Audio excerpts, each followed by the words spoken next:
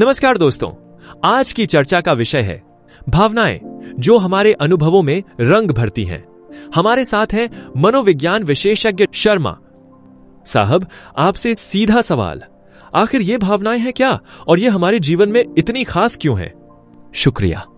देखिए, भावनाएं हमारे हर अनुभव को एक खास रंग देती हैं। जैसे नमक के बिना सब्जी फीकी लगती है, वैसे ही भावनाओं के बिना जिंदगी बेरंग हो जाती। हमारी खुशी, उदासी, गुस्सा, डर, ये सब मिलकर जीवन को अर्थपूर्ण बनाते हैं। बहुत सही कहा। तो क्या हमारी भावनाएं सिर्फ हमारे मन की उपज हैं या इनके पीछे कोई जैविक कारण भी है? बिल्कुल, हमारे मस्तिष्क में रसायन जैसे डोपामाइन, सेरोटोनिन, ऑक्सीटोसिन आदि इन भावनाओं को जन्म देते हैं। आप मानिए या ना मानिए, जब हमें प्यार होता है या डर लगता है तो हमारे शरीर में रसायनों की पूरी बारात निकल पड़ती है। वाह, आपने तो इसे वैज्ञानिक और मजेदार दोनों बना दिया। चलिए अब जानते हैं कि ये भावनाएं आखिर हमारे जीवन में क्या गुल खिलाती हैं। आपने इक्र किया कि दिमाग में रसायन चलते हैं, लेकिन क्यों लगता है कि हम हमेशा नकारात्मक चीजों पर ज्यादा ध्यान देते हैं? ये हमारे आदिकालीन सुरक्षा सिस्टम का हिस्सा है।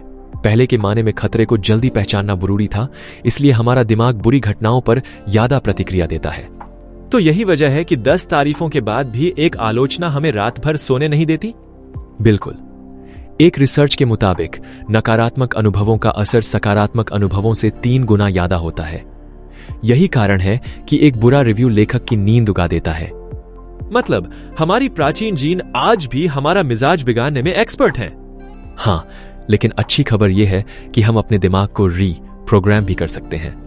अब बात करते हैं अहंकार की। अक्सर लोग कहते हैं उसका अहंकार बहुत बड़ा है। अहंकार असल में है क्या? अहंकार दरअसल हमारी खुद के बारे में बनी हुई कहानी है। हम खुद को अपने विचारों, वस्तुओं, रिश्तों और उपलब्धियों से पहचानने लगते हैं। तो क्या हमारे दुख, खुशी का सीधा कनेक्शन इस कहानी से है? बिल्कुल। जब हमारी कहानी के मुताबिक चीजें नहीं होती तो हम दुखी हो जाते हैं। उदाहरण के लिए, अगर प्रमोशन नहीं मिला तो अहंकार आहत हो जाता है। मतलब अगर हम अपनी कहानी बदल लें तो हमारी भावनाएं भी बदल सकती हैं? 100%। कहानी बदलिए, भावना अपने आप बदलेगी। अब आते हैं असल सवाल पर। आखिर भावनाएं बनती कैसे हैं? क्या ये अचानक आसमान से टपकती हैं? बिल्कुल नहीं। भावनाएं हमारे विचार, उनकी व्याख्या और दोहराव से बनती हैं। मान लीजिए आप बार बार सोचते हैं कि आप असफल हैं, तो शर्म या दोह की भावना मजबूत होती जाएगी। तो यानी हम जैसे जैसे किसी विचार से जुड़ते जाते हैं, वो भावना हमारे भीतर गहराती जाती है। बिल्कुल। इसे पहचान, व्याख्या और दोहराव का फार्मूला कह सकते हैं। गजब। यानी अपनी सोच बदलो, भावनाएं बदलेंगी। लोग अक्सर नकारात्मक भावनाओं को समस्या मान लेते हैं। क्या ये सच में बुरी हैं या इनका कोई फायदा भी है? बहुत अच्छा सवाल।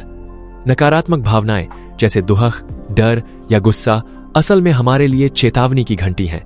ये हमें दिखाती हैं कि कुछ बदलने की जरूरत है। मतलब अगर हम इन भावनाओं को समझें तो जीवन में बदलाव कर सकते हैं? बिल्कुल। जैसे शरीर में दर्द हमें डॉक्टर के पास भेजता है, वैसे ही नकारात्मक भावनाएं हमें आंतरिक बदलाव के लिए प्रेरित करती हैं। तो अगली बार जब उदासी आए तो उसे दुश्मन नहीं दोस्त समझें। बिल्कुल सही। उसे समझें, स्वीकारें और आगे बढ़ें। अब जरा जीवन शैली की बात करें। हमारी नींद, शरीर और आदतें भावनाओं को कैसे प्रभावित करती हैं? एक अध्ययन के मुताबिक 6 घंटे से कम सोने वाले लोगों में अवसाद और चिड़चिड़ापन का खतरा 13% तक बढ़ जाता है। शरीर और दिमाग का सीधा रिश्ता है।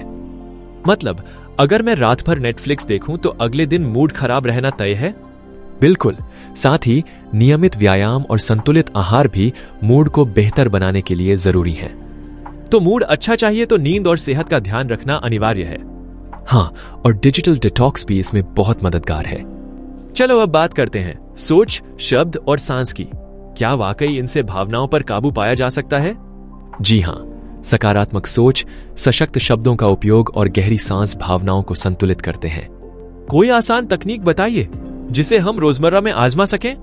हर सुबह 5 मिनट पॉजिटिव संकल्प बोलिए, मैं सक्षम हूं, मैं शांत हूं। साथ ही गहरी सांस लें, इससे तनाव तुरंत कम होता है। मतलब शब्दों और सांसों से भावनाओं के बादल साफ किए जा सकते हैं। बिल्कुल। ये छोटे बदलाव बड़ा असर लाते हैं। घर, ऑफिस या गाड़ी, हमारा वातावरण और संगीत भी मूड को प्रभावित करता है? बिल्कुल।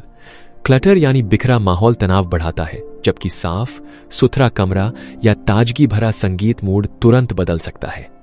कोई शोध साक्ष्य भी है क्या? हां, एक रिसर्च के मुताबिक सिर्फ 12 मिनट सकारात्मक गाना सुनने से मूड में उल्लेखनीय सुधार हुआ।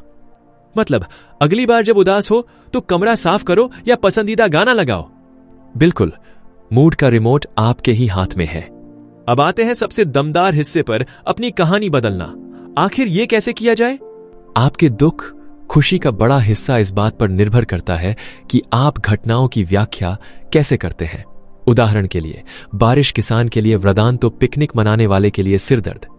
तो क्या हम व्याख्या बदलकर अपनी भावनाएं बदल सकते हैं? बिल्कुल, खुद से सवाल करें, क्या यह सचमुच समस्या है या बस मेरी सोच का असर है? नई कहानी बनाएं, हर चुनौती एक मौका है। मतलब कहानी बदली नहीं कि मूड बदल गया। जी हां, यही भावनाओं पर काबू पाने का मास्टर स्ट्रोक है।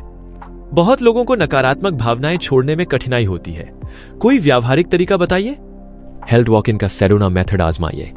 जब भी कोई नकारात्मक भावना आए, खुद से पूछिए, क्या मैं इसे जाने दे सकता हूं? क्या मैं इसका स्वागत कर सकता हूं? अगर जवाब ना हो तो कोई बात नहीं, बस ईमानदार रहें और दोहराएं। अभ्यास से आप पाएंगे कि भावनाएं बादल की तरह आती जाती हैं। मतलब भावनाओं को पकड़ने की बजाय जाने देना ही असली आजादी है। बिल्कुल, यही भावनाओं की असली मैनेजमेंट है। क्या इसका अर्थ है कि यदि हम अपनी भावनाओं को बस आने जाने दें तो वे खुद कमजोर हो जाएंगी? बिल्कुल, सबसे महत्वपूर्ण बात यह है कि हम खुद को भावनाओं से पूरी तरह जोड़ न लें। उन्हें पहचानें, महसूस करें, लेकिन अपनी असल पहचान उनसे न जोड़ें। लेकिन व्यवहार में यह करना इतना आसान क्यों नहीं होता? क्योंकि बचपन से हमें भावनाओं को दबाने या उनसे डरने की सीख मिलती है। सही अभ्यास और चेतना से हम भावनाओं को तटस्थ भाव से देखना सीख सकते हैं।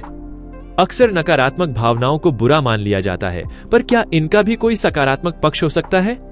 बिल्कुल, जैसे शारीरिक दर्द हमें खतरे से सतर्क करता है, वैसे ही नकारात्मक भावनाएं हमें भीतर झांकने, सीखने और जरूरी बदलाव करने की प्रेरणा देती हैं। क्या आप कोई उदाहरण दे सकते हैं जिसमें नकारात्मक भावनाएं जीवन में बदलाव लाने का कारण बनी हो?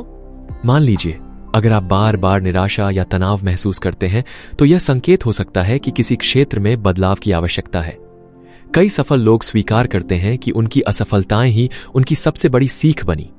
तो हम कह सकते हैं कि नकारात्मक भावनाएं भी मार्गदर्शक हैं, न कि केवल रुकावटें। बिल्कुल सही। उन्हें दबाने की बजाय यदि हम समझदारी से उनका उपयोग करें, तो वे हमें आगे बढ़ने में मदद कर सकती हैं।